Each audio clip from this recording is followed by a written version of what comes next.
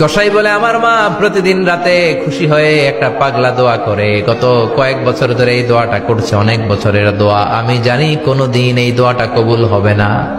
সাইয়েদনা মুসা বললেন কি দোয়া? সাইয়েদনা মুসা আলাইহিস সালাম আল্লাহরে বললেন, আল্লাহ মাইয়াকুনু জালিসি ইয়াউমাল কিয়ামা, কিয়ামতের দিন আমার সাথী কে হবে? আল্লাহ বললেন সাহিবুকা ফিল জান্নাতি জাজ্জার, কিয়ামতের দিন তোমার সাথী হবে একজন কসাই। কে হবে? জোরে বলেন না। সাইয়েদনা মুসা আলাইহিস সালাম একটু ফেড়া হলেন, কিরে কসাই কেন আমার সাথী হবে? আমি নবী মানুষ, নবী হবে আমার সাথী, আল্লাহর ওলিরা হবে আমার সাথী, কেন কসাই হবে আমার সাথী? রব্বুল আলামিন বললেন মুসা যাও নিজেই যে দেখে আসো কেন কসাই হবে তোমার সাথী। সাইয়েদনা মুসা আলাইহিস সালাম কসাইয়ের দোকানে গেলেন, যে দেখে না কসাইয়ের স্পেশাল কোনো আমল নাই, খালি গোশত কাটে। কি কাটে? সারাদিন গোশত কাটার পরে বিকেলবেলা বড় একটা গোশতের টুকরা নিয়ে প্যাকেট করে বাড়ির দিকে রওনা হয়। সাইয়েদনা মুসা আলাইহিস সালাম তিনিও কসাইয়ের পেছনে পেছনে ছদ্মবেশে রওনা হয়ে যায়। কসাই বাড়িতে ঢোকার পরে সাইয়েদনা মুসা আলাইহিস সালাম দরজায় নক করতে লাগলেন। কসাই দরজা খুলে দিতে লাগলো। সাইয়েদনা মুসা আলাইহিস সালাম পরিচয় গোপন করে বলে, আমি একজন মুসাফির, আজকে রাতে ও কসাই ভাই আপনার বাড়িতে থাকতে চাই। কসাই বলে আহলান সাহলান, আসেন এই ঘরের মধ্যে বসেন, পাশের ঘরে আমার একটু কাজ আছে। পাশের ঘরে যে কসাই মাচার উপর থেকে বৃদ্ধা একটা নারীকে নামিয়ে নিজ হাতে গোসল করে টাওয়াল দিয়ে গা মুছে গোশত রান্না করে রুটি বানিয়ে রুটি আর গোশত এই বৃদ্ধা মহিলার মুখের মধ্যে তুলে দেয়। মহিলাটা তৃপ্তি সহকারে খাওয়ার পরে হাত দুইটা উপরের দিকে তুলে আঁচলটা পেতে আল্লাহর ডেকে বলে, আল্লাহ আমার ছেলের উপর আমি সন্তুষ্ট, এই বলে বিড়বিড় করে কি যেন দোয়া করে দেয়। মহিলাটাকে খাওয়ানোর পরে কসাই প্লেটের মধ্যে গোশত আর রুটি এনে সাইয়েদনা মুসার কাছে এসে বলে, ও মুসাফির ভাই এই নেন আপনার রাতের খাবার। রাতের খাবার খেয়ে আপনি ঘুমিয়ে যান, সকালে আপনি যাবেন আপনার পথে, আমি যাব আমার দোকানে। সাইয়েদনা মুসা বলে, ও কসাই আগে বলো এই বৃদ্ধা মহিলাটাকে? কসাই বলে, বৃদ্ধা মহিলাটা ছাড়া দুনিয়ায় আমার কেউ নাই, আমি ছাড়া ওই বৃদ্ধা মহিলার কেউ নাই। এই মহিলাটা হলো আমার জনম দুঃখিনী মা, মা ছাড়া আমার কেউ নাই, আমি ছাড়াও মায়ের কেউ নাই। প্রতিদিন আমি আমার মারে গোসল করাই, নিজ হাতে রান্না করে খাওয়াই। সাইয়েদনা মুসা বলে, তোমার মা হাত তুলে কি দোয়া করলো এটা বলো।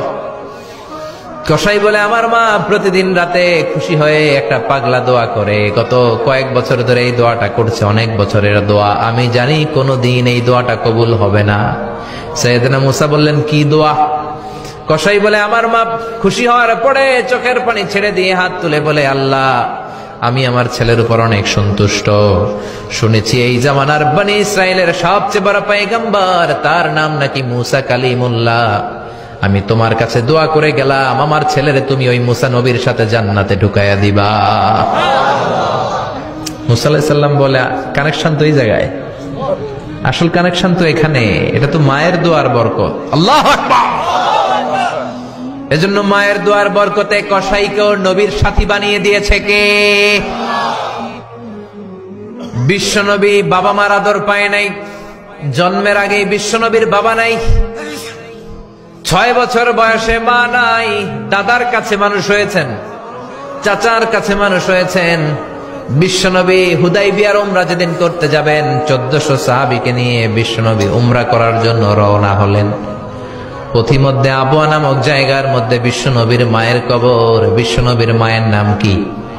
তোরা দেখে যা আমিনা মায়ের কোলে, মধু পূর্ণিমারি সেথা চাঁদ দোলে, যেন উষার কোলে রাঙার বিদোলে, কুল মখলুকে আজি ধ্বনি ওঠে কে এলোই, কালেমা শাহাদাতের বাণী ঠোঁটে কে এলোই, পরে দুরুদ ফেরেশতা বেহেশতের দুয়ার খোলে, তোরা দেখে যা আমিনা মায়ের কোলে। ঠিক কি না? মায়ের কবর পড়লো সামনে, জায়গার নাম আবওয়া, ছোট্ট একটা টিলা। 1400 সাহাবীদের দিকে তাকিয়ে বিশ্বনবী বললেন, ও সাহাবারা এটা আমার মায়ের কবর, আমি আল্লাহর কাছ থেকে অনুমতি পেয়েছি মায়ের কবর জিয়ারত করার, তোমরা যারা জিয়ারত করতে চাও আসো। 1400 সাহাবী বলে, আমরাও আপনার মায়ের কবর জিয়ারত করব। বিশ্বনবী 1400 সাহাবীরে বললেন, জিয়ারত করার সময় কেউ কিন্তু কান্নাকাটি করতে পারবা না। 1400 সাহাবীকে কান্নাকাটি করতে নিষেধ করে বিশ্বনবী যখন নিজের মায়ের কবরের সামনে দাঁড়ালেন, বিশ্বনবী ছোট্ট বাচ্চার মতো হাউমাউ করে কান্না শুরু করে দিলেন। বিশ্বনবীর কান্না দেখে 1400 সাহাবাও কান্না শুরু করে দিল। বিশ্বনবী 1400 সাহাবীদের দিকে তাকিয়ে ধমক দিয়ে বলে, তোমরা কাঁদো কেন? সাহাবারা বলে, নবী আপনাকে আমরা অনেক ভালোবাসি, আপনারে কাঁদতে দেখলে আমাদেরও কান্না আসে। আপনার চোখ দিয়ে দার দার করে পানি নামতে দেখলে আমরা আমাদের দুটি চোখ আর শুকনা রাখতে পারি না। বিশ্বনবী বললেন, আদ্রাকাতনি রাহমাতুহা ফাবাকাইতু। আমার ছোটবেলার স্মৃতি মনে পড়েছে, আমার মা যে আমারে আদর করেছে ওই স্মৃতিগুলো আমার মনে পড়েছে। আমার মা আমেনা আমারে জাইতুনের তেল মালিশ করে দিত গায়ে, আমার মা আমেনা আমারে জামা পরিয়ে দিত, কোলে নিত, আদর করত, চুমু খেত। ওই স্মৃতিগুলো আমার মনে পড়েছে, তাই আমি কাঁদি, তোমরা কাঁদো কেন? বিশ্বনবী মায়ের আদর পায় নাই, কিন্তু মায়ের কবরের সামনে দাঁড়িয়ে ছোট্ট বাচ্চার মতো কেঁদেছে। এজন্য মায়ের দোয়ার দরকার আছে না নাই?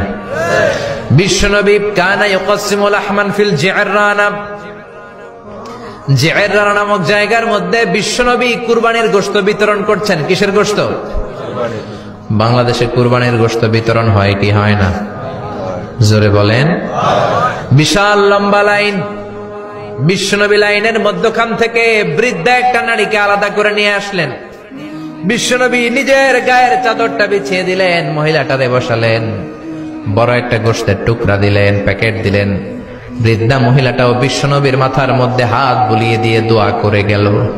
সাহাবীরা বললেন, ইয়া রাসূলুল্লাহ, ইয়া হাবিবাল্লাহ, হাজার হাজার মানুষ, কাউকে তো লাইন থেকে আলাদা করলেন না, কে এই বৃদ্ধা মহিলা?